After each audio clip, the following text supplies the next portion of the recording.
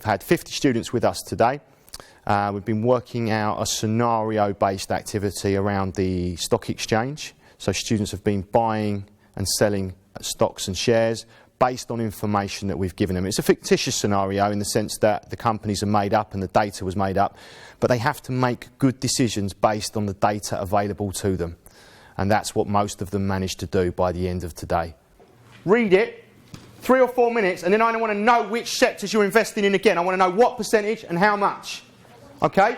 Teachers have been around validating the information. Now this is where you're going to win and lose it. There's some big gambles that if you take some big gambles you can almost double your money. No one's out of the game yet.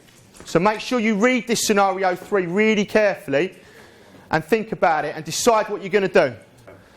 Maths in the real world, it's about linking mathematical concepts to real life scenarios, and you take examples that are already on the LGfL network, including viral contagion, which is an outbreak of a disease. You've got search and rescue. I mean, what's more important than saving lives with mathematics? Okay, and today we was doing a scenario based around money, so making money, understanding how the economy works, how basically people trade, buy and sell stocks and shares. 55p, and there's gone up by 60%. Oh wow! God, you're basically gonna make a lot of money. Right, get it calculated, round it accurately. Money, we're dealing with money. So what are you going to round to? 2 decimal places, yeah? Come on, right, use your common sense, get this documented. The reason these resources are so effective is because for most students, they want to know why they're learning something. Right, how are we doing on this one, folks? We all checking. We'll look at this beavering away here. I think around 20,000. Right, okay. What are you doing, young man? This one now. Are you looking at? You're looking ahead. Yeah. Okay. What are you doing, mate?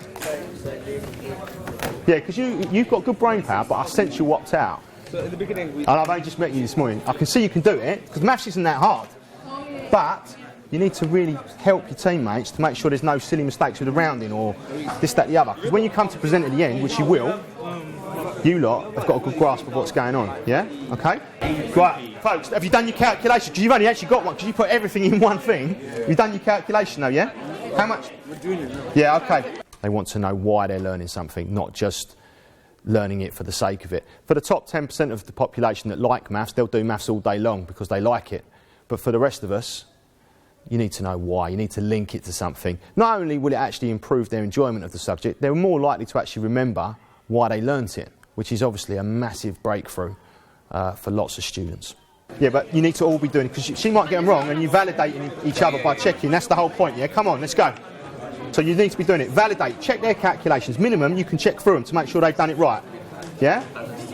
Don't take the easy option and opt out. If you do that in the workplace, you'll get nowhere.